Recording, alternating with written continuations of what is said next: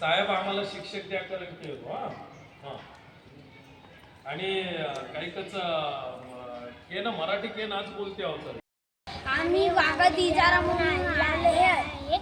आम्हाला एकच शिक्षक आहे म्हणून आमचं शिक्षण आमचं बुडत आहे. आम्हाला एक शिक्षक द्या. साहेब आम्हाला शिक्षक द्या. शिक्षक द्या. शिक्षक द्या. साहेब आम्हाला शिक्षक द्या. शिक्षक द्या. शिक्षक द्या. साहेब आम्हाला शिक्षक द्या. शिक्षक द्या. शिक्षक द्या. साहेब आम्हाला शिक्षक द्या. शिक्षक द्या. शिक्षक द्या.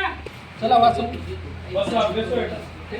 काय झालं मी नाही मला दुःख या गोष्टीचं आहे. माझ्या गोपनीय पद्धतीने आपण काटखेड्याला काय करू मी यांना विश्वासात घेतो. आपण काटखेड्याला उभं राहू.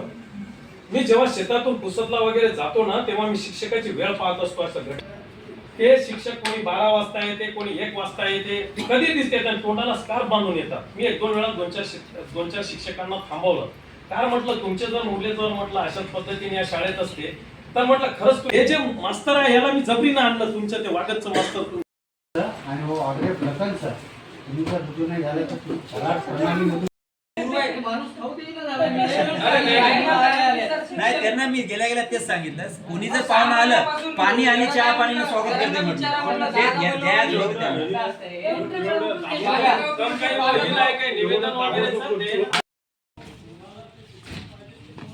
चला तिथं बसा आणि आनंद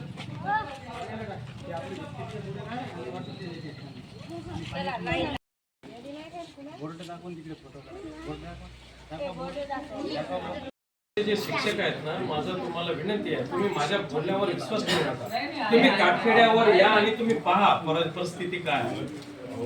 माझं गुलाबाचं फुल द्यायचं ठरवलं होतं. ग्रामीण विभागातील विद्यार्थी हा शिक्षण व्यवस्थेतून बेदखल होणार की काय असा यक्ष प्रश्न आज ग्रामीण विभागातील शिक्षण व्यवस्था पाहून सर्वसामान्य व्यक्तींना प्रश्न पडलेला आहे. कारण ग्रामीण विभागातल्या शाळा या ओस पडू लागल्या. त्यांची दुरवस्था या एखाद्या जनावरांच्या कोंडवाड्यासारख्या झालेल्या आहेत. शैक्षणिक धोरणामध्ये शासनाच्या आमूलाग्र बदल व सुधारणा होणे अपेक्षित आहे. कारण आज शून्य शिक्षकी शाळेवर 6 महिन्याच्या प्रतिनियुक्तीवर शिक्षक देण्यात येतो. ज्या ठिकाणी 45 विद्यार्थ्यांची पटसंख्या आहे तिथे एकच शिक्षक व जिथे 15 विद्यार्थ्यांची पटसंख्या आहे तिथे 2 शिक्षक असा विरोधाभास निर्माण करणारं शैक्षणिक धोरण या राज्यात आहे. मी नव्यानेच निर्माण झालेले आहे मंत्रिमंडळाचे शिक्षण मंत्री दादा